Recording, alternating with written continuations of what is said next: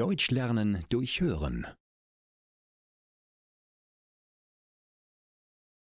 Leon ist mein Kindergartenfreund. »Paul, beeil dich, wir müssen los«, sagt Marie zu ihrem Sohn. Aber Paul schüttelt den Kopf. Heute ist sein erster Tag im Kindergarten. Doch Paul möchte lieber zu Hause bleiben. »Ich will nicht in den Kindergarten. Können wir nicht zu Hause bleiben?«, fragt er.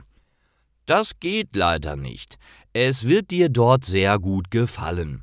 Im Kindergarten hat man ganz viel Spaß und trifft viele neue Freunde«, antwortet Marie. »Na gut, ich komme mit«, sagt Paul und zieht seine Jacke an. Die beiden setzen sich in das Auto und fahren los. Marie geht mit Paul in den Kindergarten. Die beiden werden von Michelle begrüßt. Sie kümmert sich heute um die Kinder. Marie unterhält sich kurz mit ihr und verabschiedet sich dann von ihrem Sohn.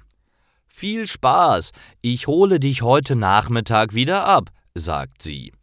Dann setzt sich Marie in ihr Auto und fährt zur Arbeit. Am Nachmittag holt sie Paul wieder ab. Er verabschiedet sich von einem anderen Kind. Dann gehen Marie und Paul nach Hause. »Wer war das?«, fragt Marie neugierig. »Das ist Leon.